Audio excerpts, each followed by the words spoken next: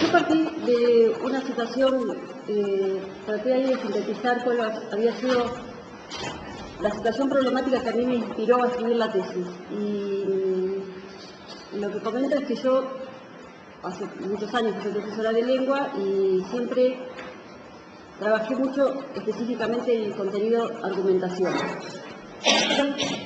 Y tenía como mucha insatisfacción comparando, digamos, lo que yo me proponía hacer cuando enseñaba argumentación y lo que conseguía con mis alumnos. Y por otro lado, adentro de la institución educativa siempre tuve como mucho compromiso por trabajar las cuestiones de la convivencia. Y me parecía que lo que yo hacía como profesora de lengua debía como estar como necesariamente relacionado una cosa con la otra y no lograba que esas dos cosas convergieran. En esa situación yo estaba cuando empecé a cursar la maestría y bueno, empecé como a tratar de comprender un poco más eso que pasaba. Y cuando elegí el tema de tesis, elegí este tema, las hipótesis con las que yo encaré la tesis, que más que llamarle hipótesis, debería llamarles supuestos, ¿no? Porque son supuestos que a mí me guiaron, no podría decir estrictamente que son hipótesis, porque no planteo variables y que después una demostración no responden a una definición estricta de hipótesis, pero sí fueron supuestos que a mí me acompañaron. Y el primer gran supuesto que yo tenía era que en la enseñanza de la argumentación, dentro de lo que es la enseñanza de la argumentación en las propuestas de lengua, en ningún momento aparecía el aspecto emocional. Y que por lo tanto, sin el aspecto emocional a la hora de, digamos, elaborar acuerdos o discutir sobre los acuerdos, todo lo que se pudiera aportar desde lo argumentativo era insuficiente. Y bueno, este otro supuesto de que las emociones de rechazo impiden el diálogo, ¿no? Esas son necesariamente cuando uno está en un conflicto, está en una situación de tensión y de rechazo del otro, y que eso impide el diálogo. Que cuando uno no puede dialogar, no está en una situación de desconocimiento del género textual, como nosotros cuando enseñamos lengua, enseñamos justamente géneros textuales, y que cuando uno está en un conflicto no tiene un problema de que desconoce el género textual, porque uno el género textual lo conoce, o sea, uno sabe conversar. Lo que no puede hacer es conversar en una situación donde hay intereses así fuertes, donde uno siente muy comprometido algún interés personal.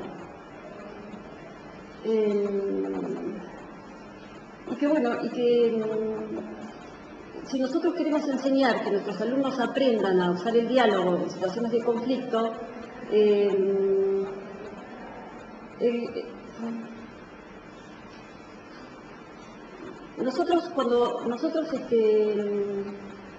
cuando enseñamos lengua, decimos que lo que nosotros necesitamos lograr es que nuestros alumnos trabajen más géneros textuales. Y los géneros textuales son géneros que circulan socialmente y que uno los puede mostrar. O sea, si yo quiero enseñar a hacer una carta de correo de lectores, puedo mostrar muchas cartas de correo de lectores. En cambio, cuando yo quiero enseñar el uso del diálogo para resolver conflictos, es complicado porque hay pocos ejemplos que socialmente los conflictos se diriman mediante el diálogo. Entonces, uno como docente está en problemas para decir, chicos, así se diriman los conflictos. Y eso por un lado. Y por otro lado, uno como docente, cuando está en el aula, también le pasa que está uno atravesado por situaciones emocionales conflictivas y que no siempre es fácil dar respuestas no violentas adentro de la relación en el aula, adentro de la relación con los alumnos.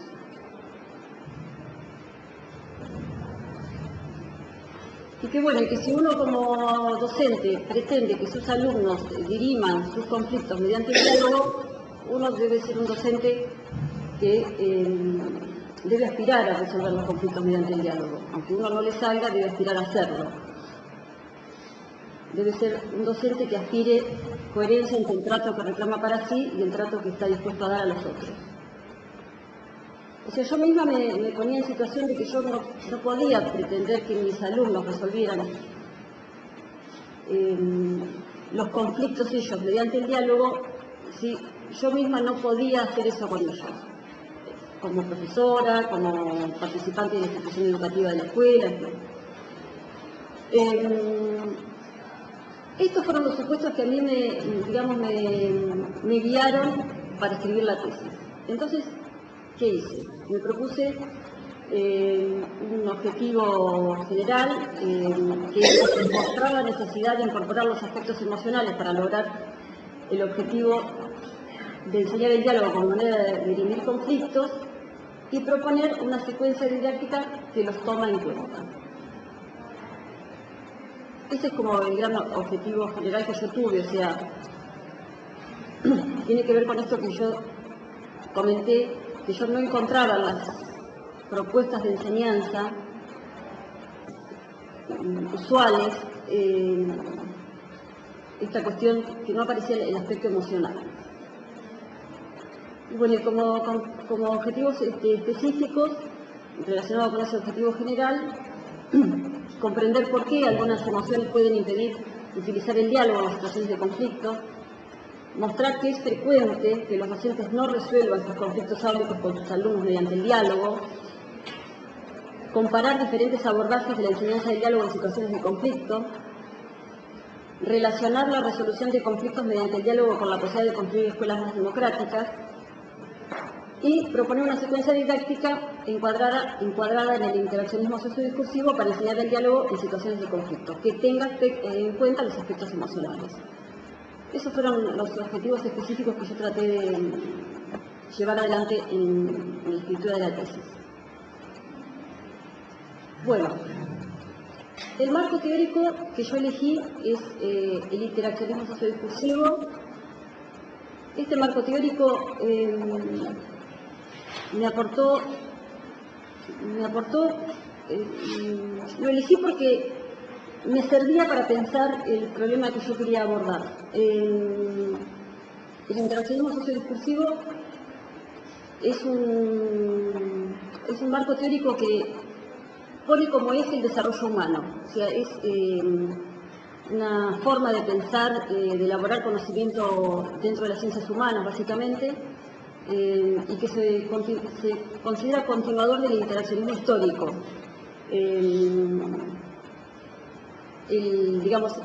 Dentro del interaccionismo sociodiscursivo, el que se ocupa específicamente de la didáctica de la lengua es Broncar, o sea que el autor que yo conozco dentro del interaccionismo sociodiscursivo es Broncar. Y bueno, Broncar lo que plantea es que dentro de las ciencias humanas, a principios del siglo XX, pensar que las ciencias humanas estaban al servicio del desarrollo humano era como una cosa obvia, pero que ese interés de las ciencias humanas después no fue tan así, tan claramente así, y que el interaccionismo sociodiscursivo se siente como continuador de ese interés. Dice que estos autores del interaccionismo histórico se habían inspirado en las tesis de Marx y de Engels, que habían planteado que la omninización es un proceso histórico y cultural, digamos, ¿sí? Que el ser humano es un ser que se constituye como tal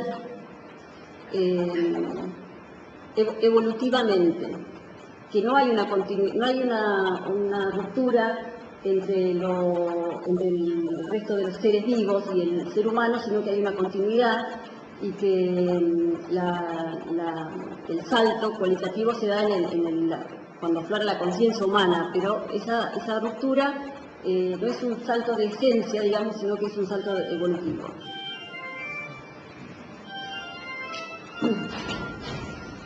Bueno, y lo que dice Broncar, digamos, tomando a Vygotsky, es este tema de que ese proceso de hominización que se da en la especie humana, también se da en cada ser humano a través del desarrollo de su psiquismo, cuando ingresa a una cultura y a través de esa inserción en la cultura adquiere un lenguaje y ese lenguaje le posibilita el pensamiento y la transmisión de pensamiento hacia los otros. Entonces, del interaccionismo sociodiscursivo a mí me atraía la posibilidad esta de pensar la evolución en la especie humana, ¿no? Y me parecía que ahí había un aspecto importante para abordar el tema de los conflictos. Bueno, como dije, el interaccionismo sociodiscursivo, digamos, un aspecto importante del interaccionismo sociodiscursivo de Broncar tiene que ver con la didáctica de la lengua, porque bueno, ellos trabajan mucho el análisis del lenguaje específicamente, focalizan en el actuar, en la actividad y en la acción, ¿no? Que son dos términos claves dentro del planteo de ellos,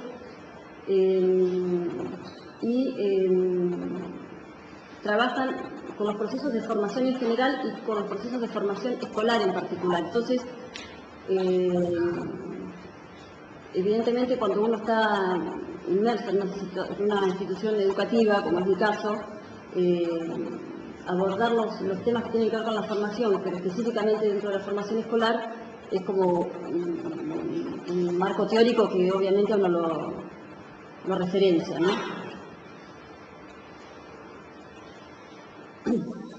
En mi marco teórico, entonces, yo lo que traté de mostrar eran cuáles eran los elementos del modelo de Broncar que a mí me parecían significativos para la tesis que yo estaba tratando de escribir, por un lado, y por otro lado tomé como otro gran tema la construcción sociocultural de la emoción y la voluntad, que yo entiendo que es un tema que está dentro del interaccionismo sociodiscursivo, pero no lo encontré desarrollado en Broncar, por eso me apoyé en otros autores. Con respecto puntualmente al modelo de Broncar, que lo que hice fue como dar una introducción, voy a señalar algunas cuestiones más puntuales, ¿no? Por supuesto que no voy a profundizar en todos los aspectos del modelo de Broncar, pero sí voy a señalar algunas cuestiones que me parecen importantes para justificar lo que después digo en la secuencia didáctica.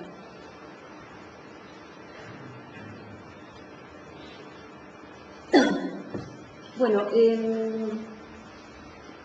Broncar lo que propone es que el lenguaje, esto es un esquema que toma de Voloshinov, ¿no?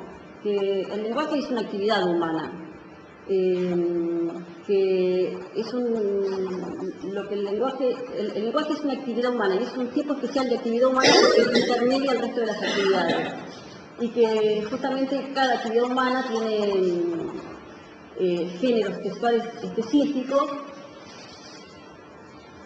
que así se definen los géneros textuales, ¿no? O sea, los que por ahí nosotros más conocemos como géneros discursivos, en la terminología de Broncar es géneros textuales, y que de esos géneros textuales se pueden abordar la estructura interna de los textos. Eso sería como el esquema, digamos, desde lo macro a lo micro, hasta llegar a los textos de lo que plantea Broncar, como un esquema general. Yendo un poco más a lo particular, Broncar lo que dice es que cualquier didáctica de la lengua se tiene que dotar de una concepción del lenguaje, ¿no? Sólida. Y Broncar toma el texto como la unidad de observación dentro de lo que es el lenguaje. Y dice del texto que es la manifestación de la actividad verbal y que eso sería la dimensión sociológica, porque cuando hablamos de actividad hablamos, digamos, de lo que uno como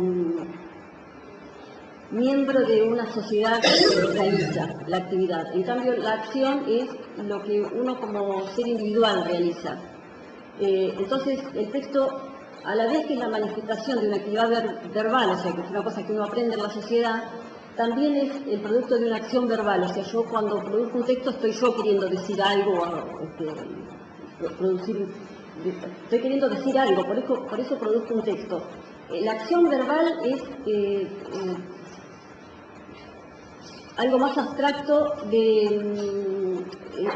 como tiene una dimensión psicológica, ¿no? Y el texto es el producto observable de la acción verbal.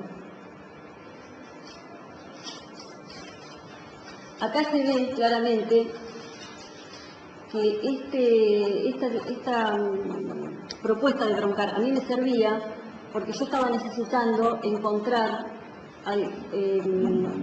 este cruce entre lo social y lo personal. O sea, estaba necesitando encontrar algo que a mí me permitiera abordar la dimensión social que tienen los conflictos y llevarlos al plano de lo individual, o sea, la participación personal o la responsabilidad personal que uno tiene, que cada ser humano tiene cuando está interactuando en el medio de un conflicto. Bueno, en el modelo de Broncar encontramos estos dos conceptos centrales. Por un lado, los textos, que yo recién hablé bastante respecto de lo que son los textos para Broncar, y los géneros textuales, que bueno, son los géneros discursivos de Bastiat.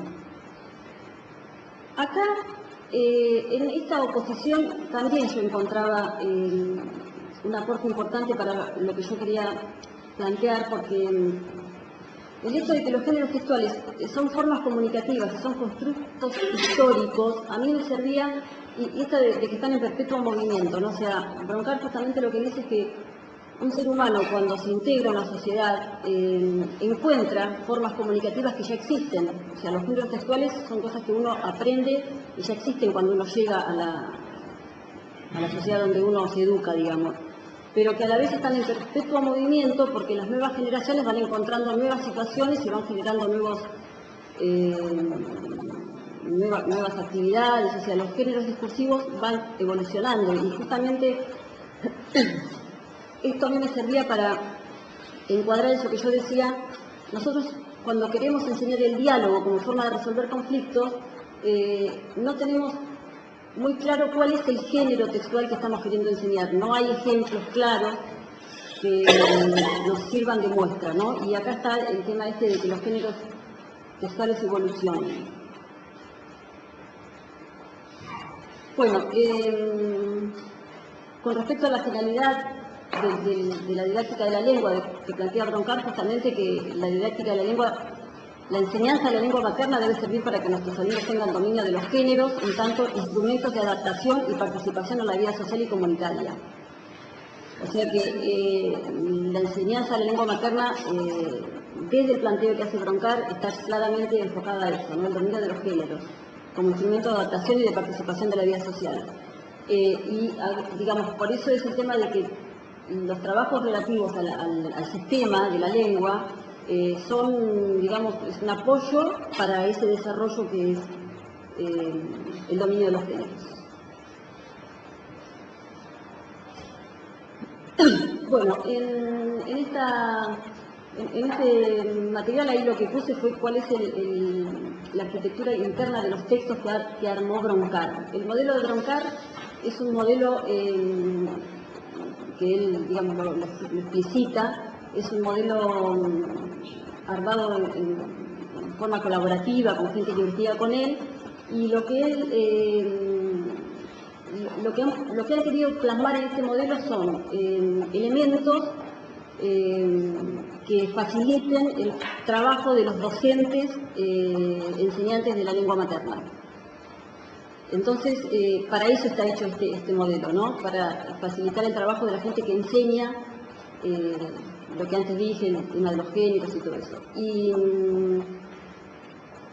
es un modelo que Broncar le llama que es un modelo como de hojaldre textual, porque hay como diferentes niveles, unos encuadrados dentro de otros.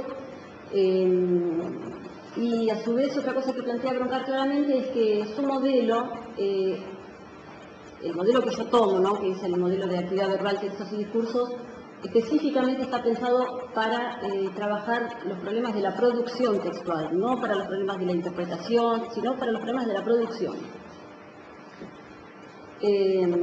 Bueno, y básicamente hay 3 niveles de esa sangre textual que plantea Broncar. En un primer nivel, el nivel, digamos, más interno, más profundo, tiene que ver con el plan general del texto, con los tipos de discursos, las secuencias textuales. Son las secuencias textuales que conocemos de Adam. Lo que plantea Broncar es que no en todos los textos están presentes las secuencias textuales. Lo que sí tienen todos los textos son tipos de discursos, y Broncar hace una definición de tipos de discursos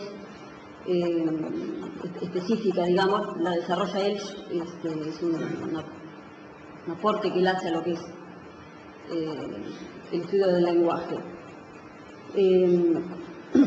Dentro de lo que es el segundo nivel están los mecanismos de textualización, que ahí pone los mecanismos de conexión, de cohesión y de cohesión nominal y de cohesión verbal. Y por último, un tercer nivel donde aparecen los mecanismos de asunción enunciativa, aparecen las voces y las modalizaciones. Entonces, es como un esquema en el cual desde lo más interno hacia lo más externo se va explicando, digamos, un poco el tipo de armado que tiene todo texto. Que Broncar, digamos, si bien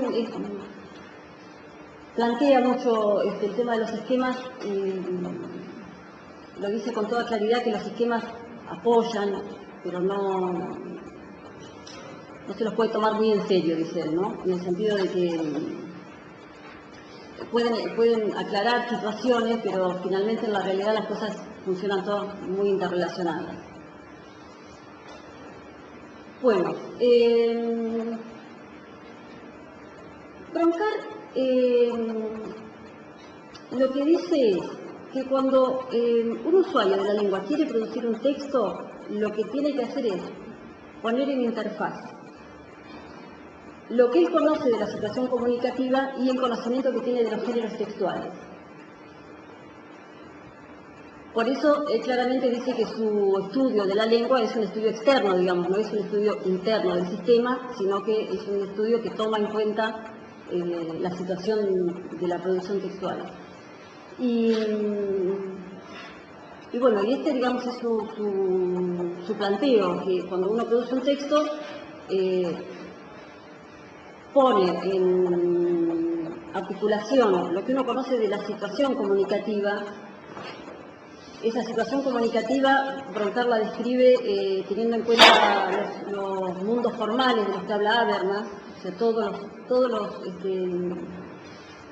las variables que constituyen los mundos formales de Habermas forman parte de la situación comunicativa, y uno conoce la situación comunicativa, conoce los géneros textuales, y en base a todo ese conocimiento produce un texto.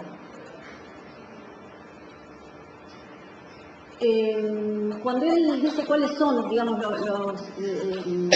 ese contexto, cuál es el contexto que influye en la situación en la situación de la producción textual, diferencia el contexto físico y el contexto sociosubjetivo, hace una caracterización muy clara de cada uno de estos aspectos del contexto. El contexto físico, por supuesto, que está relacionado con el mundo físico, que plantea Habermas. El contexto sociosubjetivo está relacionado con el mundo social, y el mundo subjetivo, que plantea Habermas. Que para producir un texto uno reformula el contenido temático en función de la situación esta que está queriendo enunciar.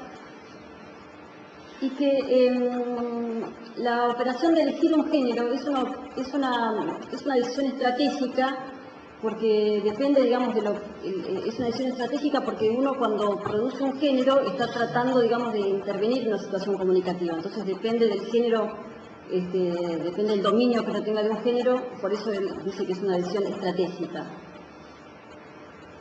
son las posibilidades que uno tiene de elegir los diferentes géneros en función del conocimiento que uno tenga. Bueno, estos serían los elementos, me parece, más importantes que a mí me aportó el modelo de Broncar para escribir la tesis.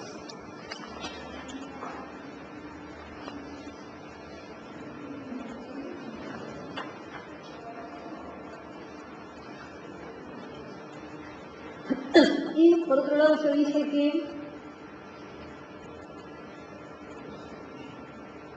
que para mi marco teórico encontré elementos respecto de lo didáctico y respecto del estudio del lenguaje en Broncar, pero digamos que para hacer un estudio más profundo de la cuestión emocional abordé otros autores. Entonces acá tomé básicamente 3 autores, Del Río, Damasio, o sea, en realidad Del Río lo toma a Vygotsky, ¿no? Del Río básicamente lo que hace es una continuación de Vygotsky. Damasio, que es un neurólogo, una persona que estudia el funcionamiento neurológico, y en base a eso estudia las emociones. Y Maturana, que es un biólogo chileno que también trabaja mucho el tema de las emociones y trabaja el ámbito educativo. Bueno, entonces, de Vygotsky, digamos, este autor Del Río, que tiene toda una línea de investigación dentro de lo que es la continuación de Vygotsky, Del Río lo que plantea es que de Vygotsky hemos hecho como un reduccionismo racional, un reduccionismo racional, y que Vygotsky cuando estudiaba, digamos, el desarrollo humano tomaba en cuenta los otros aspectos, la cuestión emocional, la cuestión de la voluntad, o sea, entonces que a Vygotsky se lo ha recortado en su aspecto más cognitivo. Así que bueno, Del Río trabaja muchos aspectos, digamos, cómo opera la construcción sociocultural de la emoción y de la voluntad. Plantea, por ejemplo, Del Río, ¿no?, la cuestión esta de que la diferencia entre atención voluntaria y atención involuntaria, que la atención voluntaria es una construcción cultural y que nosotros como que no es un aspecto que esté tan tenido en cuenta, que si la atención voluntaria es una construcción cultural, obviamente que una cultura que no educa la atención voluntaria no tiene garantizado que sus habitantes o que sus participantes de una sociedad tengan desarrollada la atención voluntaria. Esto a mí me sirve porque justamente yo cuando trabajo el diálogo en una situación de conflicto planteo justamente que hay que hacer un trabajo atencional sobre la situación.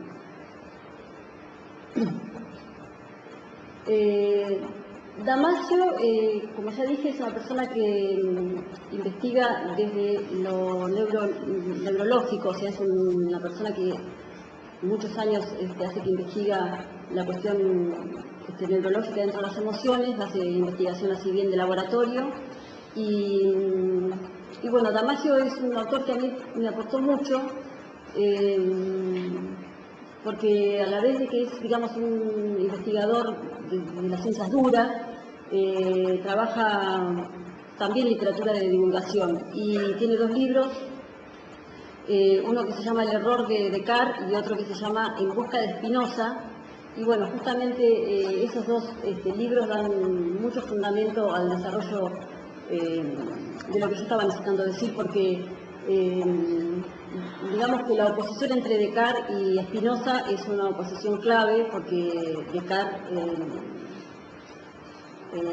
por lo menos así se lo lee, plantea la oposición entre mente y cuerpo, y Spinoza justamente no. Entonces, Vygotsky había planteado que la psicología, digamos, la psicología en su tiempo, ¿no? Vygotsky estudió mucho la cuestión de las emociones y decía que la psicología debía encontrar su cauce en los planteos de Spinoza. Bueno, o sea que todo este marco teórico a mí me aportó mucha profundidad respecto de lo que yo estaba intentando comprender. Y por otro lado, Maturana, como dije, es un biólogo, pero que ha trabajado mucho con el tema de la educación, que es un biólogo chileno que se ha ocupado mucho de la formación también. Y en Maturana es central el tema del lenguaje. No desde la didáctica de la lengua, o sea, Maturana no lo aborda desde ahí. Lo que él dice es que el ser humano digamos, el ser humano vive en el lenguaje, y el lenguaje es lo que en el ser humano digamos, reúne la emoción con la cognición.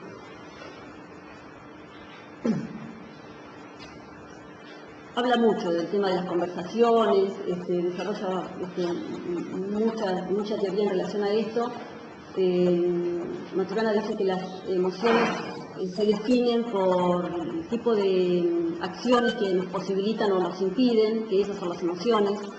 Incluso Maturana dice que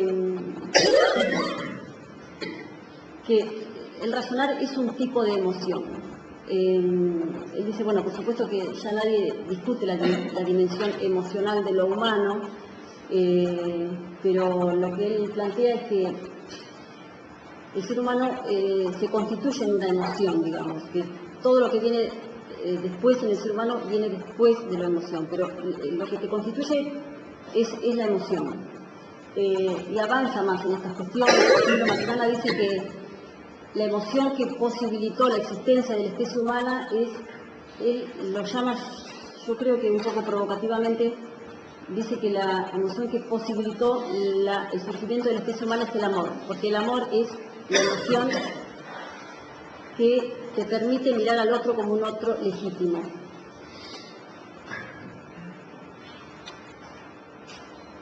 Entonces él dice que las dos emociones básicas del ser humano es el amor, que es la que posibilita el encuentro, y el rechazo.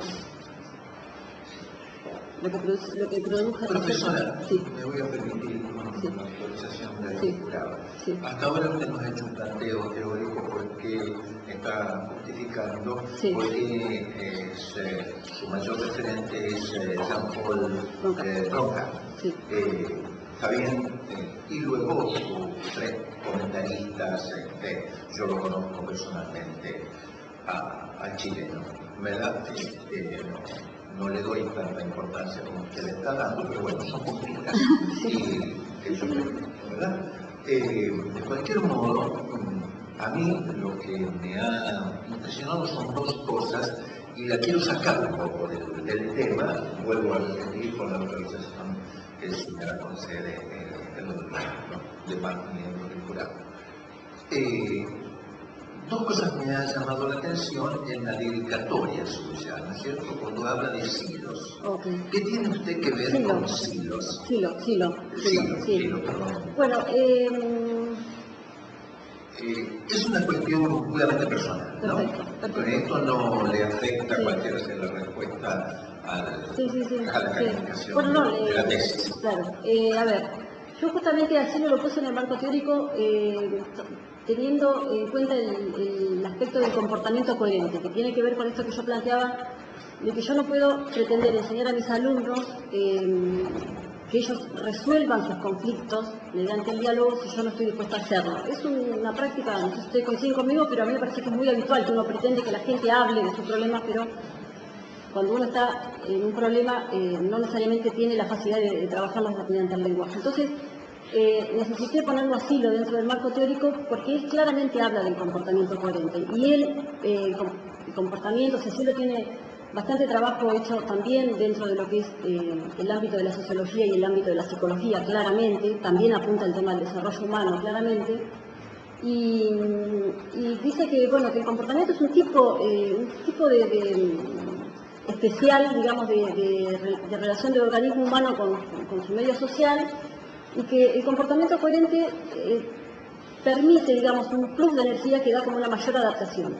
Y que el comportamiento coherente se manifiesta en dos aspectos, digamos. Una, en que está en unidad el pensar, el sentir y el actuar, y otro, que se da a los otros el trato que uno desea recibir. Ese es para Silo el comportamiento coherente. Entonces, desde ese lugar yo lo puse a Silo en el marco teórico. Ahora, yo entiendo que la pregunta suya a mí me da pie, digamos, para hablar un poco más, que esto que estoy diciendo puede ser. O sea, yo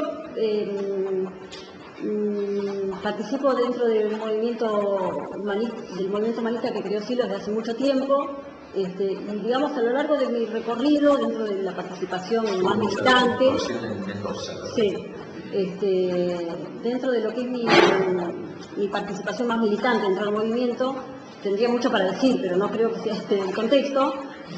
Yo, digamos, sí me parece que Silo es un pensador que aporta desde lo que es su propia producción intelectual algunas cuestiones que iluminan algunos aspectos que hoy estamos como necesitando abordar un poco más profundamente, ¿no? Entonces, está bien, está bien. Sí. Segunda pregunta, si me permiten, pidiendo permiso. El segundo tema es que subyace en su tesis me atrevería a decir un enorme trabajo, pero que después usted no refleja categóricamente en la tesis. Eso fue lo que a mí me llamó la atención al leérsela, ¿no? Se ve que ha trabajado mucho, sí. Pero no sé si no lo ha sabido expresar, instalar, etc. Yo quería hacerle ese tipo de observación. Sí. El otro cuestión que me interesa, no quiero atiborrarla por inquietud, ¿verdad? Pero el problema metodológico. ¿Cómo me explica usted la metodología seguida? ¿Y por qué usted instala, haciendo un análisis de orden cualitativo, se siente obligada a instalar una hipótesis de trabajo? No es que sea excesivo, pero usted sabe que cuando uno hace análisis de cualidad casi nunca está dispuesto a conceder la formulación porque es una propuesta la tesis, que después hay que demostrar, ¿verdad? Y es contingente la hipótesis, la hipótesis siempre constringe a que uno tenga que decir esto es así. Me llama la atención eso, ¿no? Como metodología. Bueno, a ver, esta pregunta no me resulta fácil de contestar, pero a ver, las cosas que yo puedo sí decir. Primero que como esta tesis está encuadrada dentro de lo que es la didáctica de la lengua y dentro de lo que es la propuesta de Broncat, Broncat claramente, digamos, ve a la, bueno, supongo que no Broncat, ver a la didáctica como una disciplina de intervención. Entonces, yo pienso que si mi tesis tiene algún mérito, no es tanto, digamos, el marco teórico, sino es la secuencia didáctica que yo planteo. O sea, si tiene algún mérito es eso.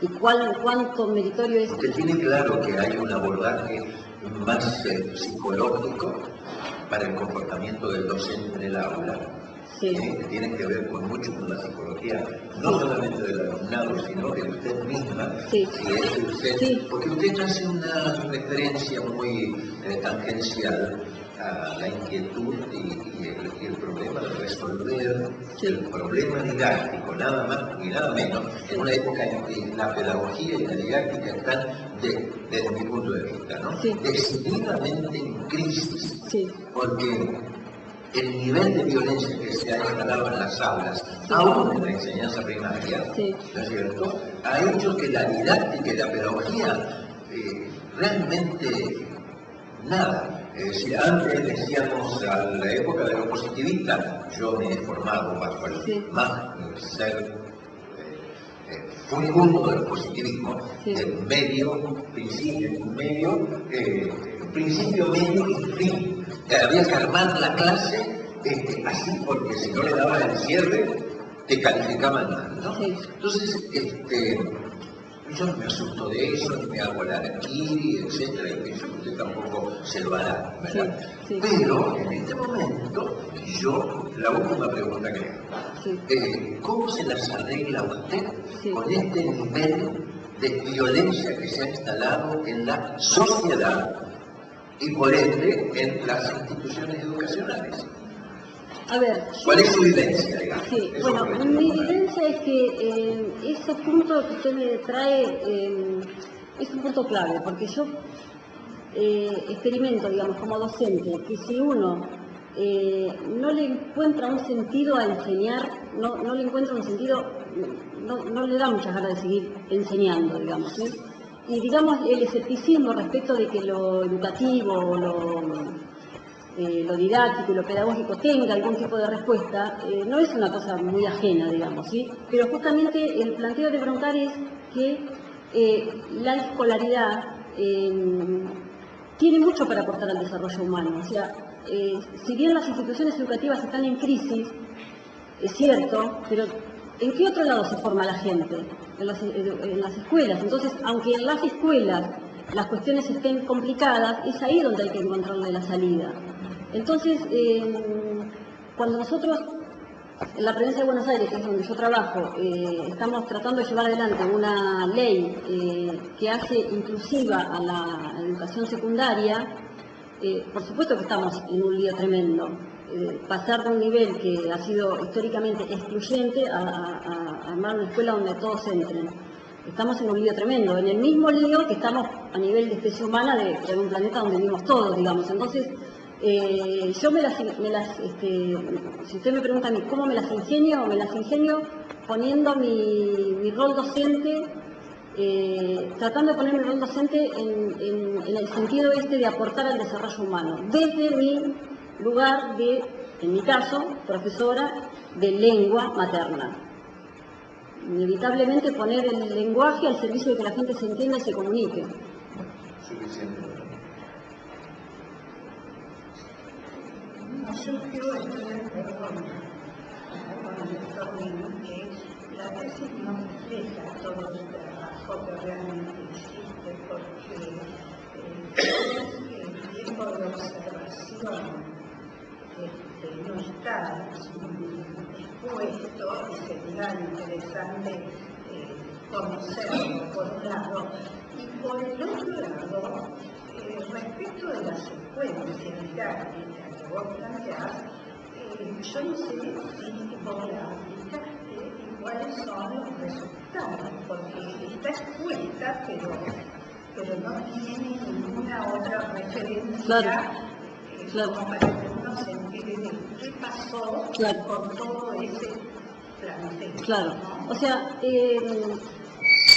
este planteo que ustedes me hacen respecto de que en la tesis no se refleja como un trabajo, no sé, como que se perfila como que podría,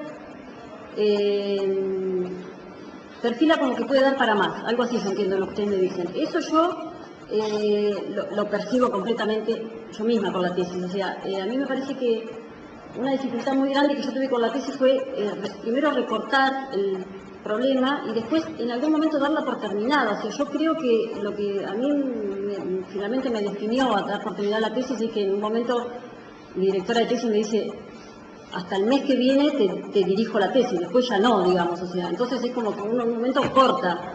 Pero la verdad es que la sensación es que falta profundizar, falta demostrar, y con respecto a si es el tipo de trabajo en la práctica que yo tengo con la secuencia, o sea, la secuencia esta yo la elaboro en función de trabajos previos que yo vengo haciendo como profesora de lengua, ¿no? Lo que, digamos, nunca hice fue trabajar la secuencia del taller 1 al taller 12. Así, no. Eso más tiene que ver con que, digamos, la tesis la terminé de escribir el año pasado y es como un material que yo misma lo tengo como prueba, ¿sí? Digamos, ¿sí? En muchos talleres he trabajado y lo que en primera aproximación puedo decir es que lo que yo planteo de que el conocimiento del lenguaje también es conocimiento de la descripción de las emociones, eso es una cosa que es un taller que es muy simple de dar y eso es muy reconocible, digamos, como tenemos poco vocabulario para mencionar emociones y que entonces eso es una cosa que claramente funciona y se hace y yo la he hecho muchas veces. Y después, bueno, la secuencia didáctica es muy ambiciosa porque la secuencia didáctica termina con un taller que enseña a usar la regla de oro como una forma de pensar los conflictos. Entonces, ese taller yo lo he dado, pero fuera del ámbito áulico, digamos, ¿sí? O sea, yo creo que son talleres que yo me animaría a decir, puedo demostrar que eso se puede enseñar. Lo que sí que, como digo en la tesis, me doy cuenta que es como una propuesta ambiciosa y que necesita seguir desarrollándose más, o sea, por supuesto, necesita seguir desarrollándose más tanto los trabajos que hagamos dentro de lo que es las prácticas educativas, como después escribiendo sobre esas experiencias.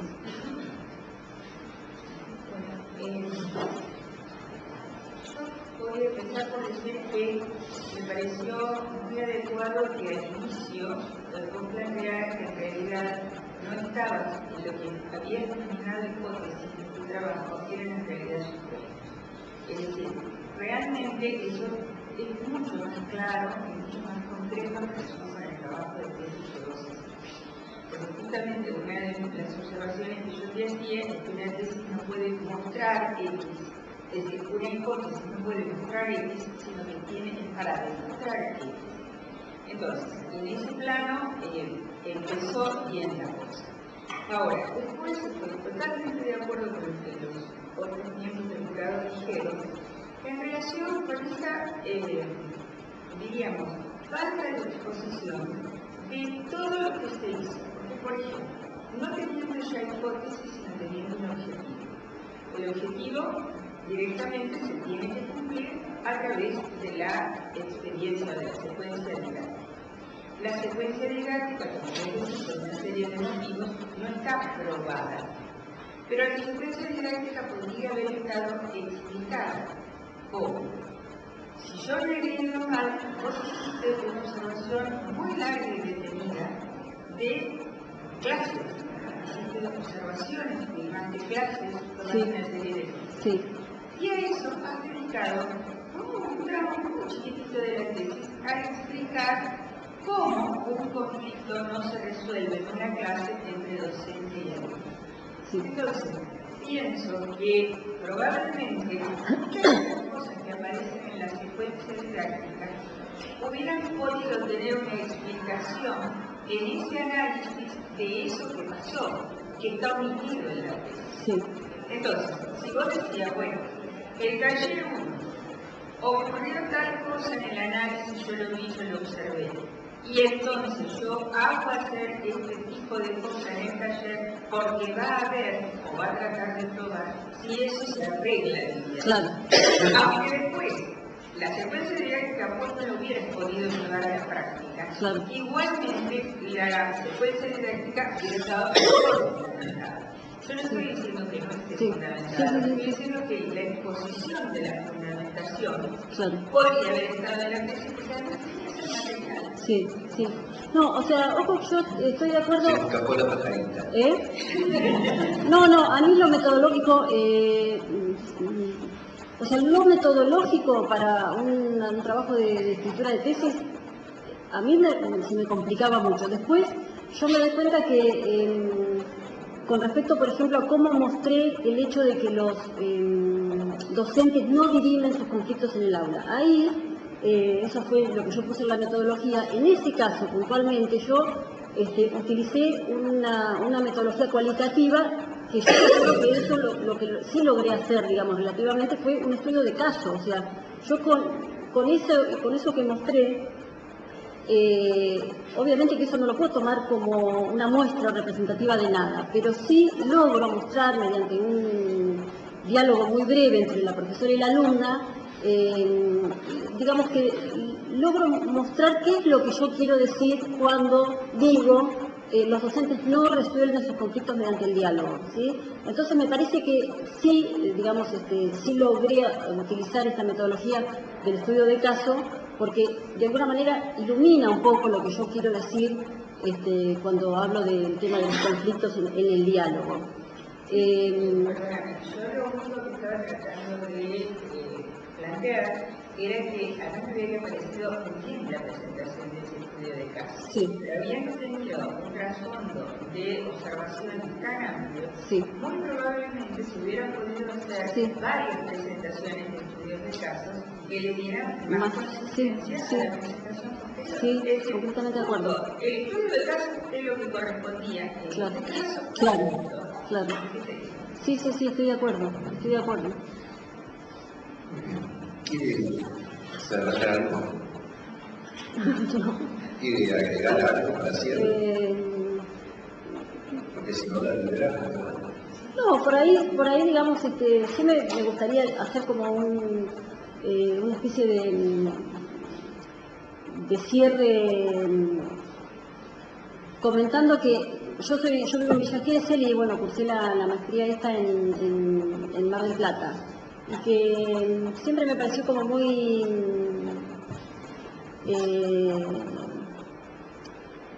meritorio de esta universidad que tenga este afán de, digamos, de poder ofrecer esto que está haciendo acá en otras sedes, ¿no? O sea, para nosotros que somos egresados de un instituto terciario, no siempre es fácil acceder a El esto. mérito de la señora de Gregorio. Sí, estoy segura, sí.